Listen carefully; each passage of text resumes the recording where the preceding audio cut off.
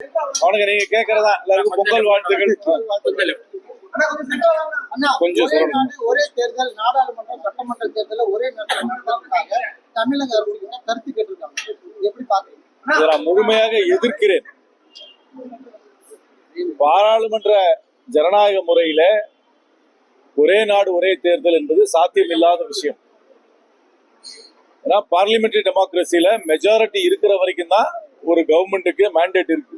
Majority போயிருச்சுன்னா புதிதாக வேற யாராவது மற்றவருடைய ஆதரவோடு மெஜாரிட்டி உருவாக்க வேண்டும், இல்லாவிட்டி தேர்தலை சந்திக்க வேண்டும். ஜனாதிபதி முறையில இருக்கிற ஆட்சியில தான் பிக்ஸ்டு டேர்ம் கவர்மெண்ட் இருக்க முடியும்.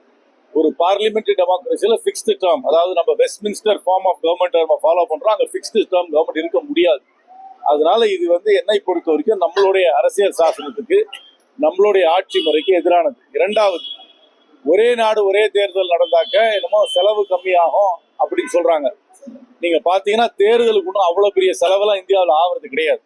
என்னை பொறுத்த வரைக்கும் ஒரு ஆண்டுக்கு 5-6 தேர்தல் நடப்பது நல்லது. ஒரு 30 மாநிலங்கள் இருக்கிறது, ஒரு ஆண்டுக்கு சராசரியா 3-5 மாநிலத்துக்கு தேர்தல் வரும். அது வரை தப்பே கிடையாது. அடிக்கடி தேர்தல் வர்றதுனாலதான் மக்கள் தங்களுடைய உணர்வுகளை வெளிப்படுத்த முடியும். அரசியல் கட்சிகள் கொஞ்சம் விழிப்போடு இருப்பார்கள். 5 ஆண்டுக்கு ஒரு முறைதான் தேர்தல் வருகிறது என்றால் அரசியல் கட்சிகள் விழிப்போடு இருக்க மாட்டார்கள். ஆட்சியில் இருப்பவர்கள் ஒரு மெத்தன போக்கோடு இருப்பார்கள். மாநில தேர்தலின் மூலமாக கூட சில சமயம் மக்கள் மத்திய அரசாங்கத்திற்கு சில பாடங்களை புகட்டுவார்கள். அடிக்கடி தேர்தல் வருவதன் மூலமாகத்தான் என்னை பொறுத்தவரை மக்கள் தங்களுடைய கருத்துக்களை வெளிப்படுத்த முடிகிறது. ஒரு சாரிடான் மாத்திரம் மிச்சம், அவ்வளவுதான். ஜனநாயகனுக்கு ராகுல் காந்தி அவர்கள் வரவேற்பு கொடுத்திருந்த அடுத்த நாளே பராசக்தி குழு கூப்பிட்டு பொங்கல் விழா. 2 படத்தையும் நான் பாக்குறதா இல்ல. திரைப்படத்தை வச்சு தமிழ்நாடு அரசியல யாராவது நிர்ணயம் பண்ணா நினைச்சாங்கன்னா அது தப்பு. ஆர்னால்ட் ஷ்வார்ஸ்நெகர் தமிழ்நாடுக்கு முதலமைச்சராக இருப்பார். அவர் படம் நிறைய ஓடிச்சு ஒரு காலத்துல. அதனால திரைப்படத்தை வச்சு நீங்க என்னமோ தமிழ்நாடு அரசியலையோ தமிழ்நாடு நரேட்டிவையோ மக்களோட எதிர்பார்ப்பையோ மக்களுடைய மனநிலையோ யாராவது வெளிப்படுத்தலாம் நினைச்சாங்கன்னா தமிழ்நாட்டு அரசியல் புரிதல் இல்லாமல் அவர்கள் நடந்து கொள்கிறார்கள் என்று என்னுடைய அர்த்தம். இது என்னை பொறுத்த வரைக்கும் 2மே ஒரு கமர்ஷியல் ஆர்கனைசேஷன்ஸ் படம் எடுத்திருக்காங்க. அவர்களுக்கு லாபமோ நஷ்டம் வர்றதை பத்தி எனக்கு கவலை கிடையாது. இது எந்த நரேட்டிவையும் செட் பண்ண போறது இல்ல. அந்த 2 படத்தையும் நான் பாக்குறதாவும் இல்லை.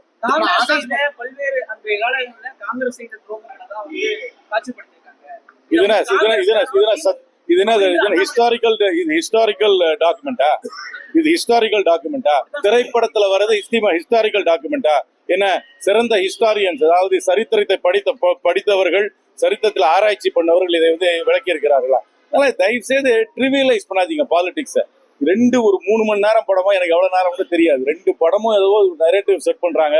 ஒரு தமிழ்நாட்டு அரசியலை இது நிர்ணயம் பண்ண போது இதுதான் மக்களுடைய மனநிலையை வெளிப்படுத்துகிறது என்று யாராவது நினைத்தார்கள் என்றால் அரசியலே புரியாதவர்கள் தான் அப்படி பேசுவாங்க. பொங்கல் விழா கூட நடத்தினா ஆஸ்கர் கூட அதுக்கு ரெக்கமெண்ட் பண்றான். அதை பத்தி எனக்கு கவலையே கிடையாது. இது இரலவென்ட் இஷ்யூ. அந்த படமோ அந்த படத்தோட கதையோ அந்த கடையில இருக்கிற கற்பனையோ என்னை பொறுத்தவரைக்கும் தமிழ்நாட்டுக்கு இரலவென்ட் இஷ்யூ. இன்னைக்கு இரலவென்ட் இஷ்யூனா நிறைய இருக்கு பேசுறதுக்கு. நீங்க தெருநாய் பிரச்சனை ரெலவென்ட் இஷ்யூ, ரேபீஸ்ல செத்து போறவங்க ரெலவென்ட் இஷ்யூ, ரோட்ல குப்பை வராது ரெலவென்ட் இஷ்யூ, படிச்சவனுக்கு வேலை கிடைக்காது ரெலவென்ட் இஷ்யூ, காலேஜுக்கு போற ஃபீஸ் அதிகமா இருக்கு அது ரெலவென்ட் இஷ்யூ. படம் கலெக்ஷன் ஆகுதா கலெக்ஷன் ஆகலையா, அதுல இருக்கிற கற்பனை சீன் எப்படி இருக்குன்றதெல்லாம் ரெலவென்ட் இஷ்யூவே கிடையாது. என்னை எந்த படத்தையும் தடை பண்ண வேணாம். மக்களுக்கு நல்லா தெரியும் எது உண்மை எது பொய்ன்னு தெரியும். அதனால சொல்றேன், இதுக்கெல்லாம் இவ்வளவு சீரியஸா எடுத்துக்க வேண்டிய விஷயமே கிடையாது. படம் பாக்குறவங்க போய் பார்ப்பாங்க, என்டர்டைன்மெண்ட், ஒரு பொழுதுபோக்கு, அவ்வளவுதான். அதுக்கு மேல எந்த ஒரு சீரியஸ்னஸ் இந்த 2 படத்துக்கும் கொடுக்க தேவையில்லை. நான் 2 படத்தையும் பாக்குறதாவும் இல்லை.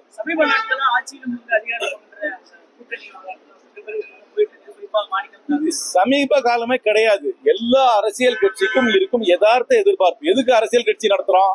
எங்களுடைய பிரதிநிதிகள் தேர்தலில் நிக்கணும், எங்க பிரதிநிதிகள் தேர்தலில் வெற்றி பெறணும். அப்படியே கணிசமானவர்கள் வெற்றி பெற்ற ஆட்சியில அதிகாரத்துல எங்களுக்கு பங்கு வேணும். இதுக்கு தானே அரசியல் கட்சி இருக்கு.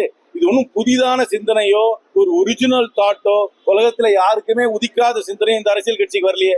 எல்லா அரசியல் கட்சியும் அதுக்கு தானே ஜனநாயகத்துல தேர்தல் நிக்கிறோம். இந்த ஆட்சியில யாருமே கேட்கல. இந்த ஆட்சியில அவங்களுக்கு இப்ப மெஜாரிட்டி இருக்கு. வருகின்ற தேர்தல்ல வருகின்ற எதிர்பார்ப்பை எல்லா அரசியல் கட்சி தான் சொல்றாங்க. எந்த அரசியல் கட்சி எங்களுக்கு ஆட்சி அதிகாரத்துல வேண்டாம்னு சொல்லிட்டு தேர்தலில் நிக்கிறாங்க? அப்படி நின்னா நாங்க ரோட்டரி கிளப், லயன்ஸ் கிளப்பா மாறிடுவோம். ஏன்னா தேர்தலில் நிக்கிற அத்தனை பேருக்கும் அதே எதிர்பார்ப்பு தான். இது ஒரு புதிய சிந்தனையோ யுனிக் சிந்தனையோ ஒரு ஒரிஜினல் சிந்தனையோ கிடையாது. எல்லாருக்கும் இருக்கிற யதார்த்த சிந்தனை தான். இது ஒண்ணு என்ன, இது என்ன கிறிஸ்துவுக்கு முன் கிறிஸ்துவுக்கு பின் மாதிரியா? அந்த மாதிரி எல்லாம் ஒண்ணும் கிடையாது. காங்கிரஸ் கட்சிக்கு 1967 இருந்து நேரடி ஆட்சியில் இல்லை. எங்களுக்கு 1967 இருந்து பல எதிர்பார்ப்புகள் இருக்கு. சில சமயம் வாய்ப்புகள் வந்துச்சு, வாய்ப்புகளை நழுவி விட்டோம். கட்சியில இருக்கிறவங்க எல்லாருக்குமே என்ன எதிர்பார்ப்பு இருக்கும்? எங்க கட்சி ஜெயிக்கணும், எங்க கட்சி ஜெயிச்சா எங்களுக்கு அதிகாரத்துல பங்கு வேணும், இல்ல நேரடியாகவோ இல்லைன்னா முழுமையாகவோ இல்லைன்னா பார்ட்டாவோ வேணும். இது யதார்த்தம் ஒண்ணு. இது ஒன்றும் ஒரு யுனிக்காகவோ ஒரு ஒன்றும் புதுமையான கருத்தே கிடையாது. அதுல என்ன what is new about this? எந்த பார்ட்டிக்கு இந்த எண்ணம் இல்லை? ஏதாவது அரசியல் கட்சிக்கு, தேர்தலை சந்திக்கின்ற அரசியல் கட்சிக்கு இந்த எண்ணம் இல்லைன்னு சொல்ல முடியுமா? உலகத்திலே சொல்ல முடியுமா? இது ஒன்றும் ஸ்டிக்கிங் பாயிண்ட் கிடையாது. ஸ்டிக்கிங் பாயிண்ட் கூட்டணி வலுவாக இருக்க வேண்டும், தேர்தலை சந்திக்க வேண்டும், எங்களுக்கு கணிசமான உறுப்பினர்கள் எங்களுடைய சார்ந்தவர்கள் தேர்தலில் போட்டியிட வேண்டும், எங்கள் கூட்டணி வெற்றி பெற வேண்டும், எங்களுடைய சட்டமன்ற உறுப்பினர் சட்டமன்றத்துக்கு செல்ல வேண்டும். அதுக்கப்புறம் மற்றதை பார்த்துக்கலாம். இது ஒன்றும் ஒரு ஸ்டிக்கிங் பாயிண்டா இன்னைக்கே ஆன்சர் பண்ண வேண்டிய கொஸ்டினா கிடையாது. இருக்கிறது 234. எல்லாருக்கும் ஆசை நிறைய. ஆனா 234 நாங்க அடங்கிக்கணும். 234 எப்படி அடங்கிக்கணும் போதான் தெரியும். ஆனா யாரா இருந்தாலும் எதிர்பார்ப்புகள் நிறைய இருக்கும். ஆனா ரியலிஸ்டிக்கா இருந்துதான் கூட்டணி பேச்சுவார்த்தையை முடிச்சுக்கணும். விஜய்க்கு ராகுல் காந்தி ஆதரவு ராகுல் காந்தி எந்த ஒரு கோரிக்கை, நியாயமான கோரிக்கையா இருந்தாலும் யாரா இருந்தாலும் அதுக்கு ஆதரவு கொடுப்பார். தனி மனித சுதந்திரமாக இருந்தாலும் சரி, கருத்து சுதந்திரமா இருந்தாலும் சரி, அதுக்கு ஆதரவு தருகிறார் ராகுல் காந்தி. அவ்வளவுதான். விஜய் ஃபேக்டர் எந்த அளவுக்கு இந்த வரப்போற பார்லிமென்ட் அசெம்பிளி எலெக்ஷன்ல இருக்கு? ஓட்டு வரும், அதுல ஒன்றும் எனக்கு சந்தேகமே கிடையாது. ஏன்னா ஆதரவு இருக்கு, அவர்களுக்கு ஒரு எனர்ஜி இருக்கு. ஆனா ஓட்டே சீட்டா மாறுமான்னு எனக்கு சொல்ல தெரியாது. ஏன்னா ஆதரவு வாக்குகளாக மாறி வாக்குகள் சீட்டுகளாக மாறுவது என்பது ஒரு பெரிய ப்ராசஸ். அந்த ப்ராசஸ்க்கு நிறைய ஃபேக்டர்ஸ் வரணும். ஆர்கனைசேஷன், கேண்டிடேட், இதெல்லாம் நிறைய இருக்கு. அதெல்லாம் ஃபாலோ பண்ணதான் வரும். ஆதரவே ஓட்டா மாறாது, ஓட்டே சீட்டா மாறாது.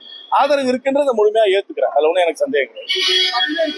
300 ரூபாய் கொடுத்து உணவு கொடுத்து கூட்டிட்டு வராங்க. ஆனா தமிழக வெற்றி கழகத்துல அவங்களா தானா வர்றாங்க. அதுல இருந்து என்ன வித்தியாசம்னா, அது ஒரு ரசிகர் மன்றமாக இருக்கிறது. அதனால சூப்பர் ஸ்டாரை பாக்குறதுக்கு ரசிகர்கள் வருகிறார்கள் என்பதுதான் எடுத்துக்கொள்ள வேண்டும். கொள்கை பிரகடனம் செய்வதற்காக அந்த கூட்டம் கேட்கறதுக்கு வரல. அதுல ஒரு பெரிய கொள்கை பிரகடனம் செய்வது கிடையாது. ஒரு பெரிய நடிகர் ஒத்துக்கிறேன், பெரிய பாப்புலர் நடிகர் ஒத்துக்கிறேன். அதுக்கு ஒரு ஃபேன் ஃபாலோவிங் இருக்கு. அந்த ஃபேன் ஃபாலோவிங்காக கூட்டம் வருகிறது. ஆனா அரசியல் கட்சிக்கு அப்படி கிடையாது. அவங்க மேடை பேச்சு அதெல்லாம் கேட்கறதுக்கு இன்ட்ரெஸ்ட் நிறைய பேர் குறைஞ்சு போச்சு. இப்போ இருக்கிற சோசியல் மீடியா வந்ததுனால நேர்ல தான் ஒரு பேச்சை கேட்க வேண்டும் என்று யாருக்கும் இனிமே விருப்பம் கிடையாது. அதுவும் நீண்ட உரையெல்லாம் கேட்கறதுக்கு யாரும் தயாரா இல்லை. ஆனா ஒரு நடிகரோ சூப்பர் ஸ்டாரோ வந்தாங்கன்னா வரும். இப்ப கூட கேள்விப்பட்டேன், இங்க குஜராத்ல மேட்ச் நடந்துச்சு. விராட் கோலியும் ரோஹித் சர்மாவும் பாக்குறதுக்கு, அவங்க பிராக்டிஸ் பண்றதை பாக்குறதுக்கு கூட நிறைய பேர் போனாங்க. மேட்ச் பாக்குறதோட பிராக்டிஸ் பண்றதுக்கு பாக்குறது நிறைய போனாங்க. ஒரு இந்தியால ஒரு ஃபேசினேஷன் உலகம் எங்கும் இருக்கு. இதே மாதிரி பாப் ஸ்டார்ஸ் வந்தாலோ, ஒரு பெரிய பாடகி வந்தாலோ நிறைய பேர் போவாங்க. அதனால ஒன்னும் புதிய டெய்லர் ஸ்விஃப்ட்னு ஒரு உலகத்துல ஒரு பெரிய பாடகி இருக்கு. அந்த பொண்ணு எங்க போனாலும் பெரிய கூட்டம் வரதான் செய்யுது. ஆனா இதுக்கு அப்படியே கான்ட்ராடிக்டரியா காங்கிரஸ் நிர்வாகி பிரவீன் சக்கரவர்த்தி சொல்லியிருக்காரு, முக்கியமான அரசியல் சக்தியா தமிழ்நாட்டுல விஜய் மாறிட்டாரு, அவரோட அரசியல்வாதியா தான் பார்க்க வராங்க, அவர் ஒரு நடிகரா பார்க்க வரல. பல பேருக்கு பல கருத்து இருக்கும். எங்க கட்சியில எல்லாருக்கும் ஒரே சிந்தனை இருக்கணும்னு அவசியம் கிடையாது. ஒரே கட்சியில அதுதானே இருக்கிறோம். வெவ்வேறு கோணத்துல சில விஷயங்களை பார்ப்பாரு. அவர் சொல்லியிருக்கிறாரு. அதனால இதுவே அதிகாரப்பூர்வமான எல்லாரும் இதே தான் பின்பற்றணும்னு அவசியம் கிடையாது. நானும் ஒத்துக்கிறேன், கண்டிப்பா ஆதரவு இருக்குன்னு ஒத்துக்கிறேன். ஆனா ஆதரவே வாக்குகளாக மாறி வாக்குகளே சீட்டுகளாக மாற வேண்டும் என்றால் அதை பல ஃபேக்டர்ஸ் பிளே பண்ணணும். ரைட்டா? எல்லாரும் ஹாப்பி பொங்கல்.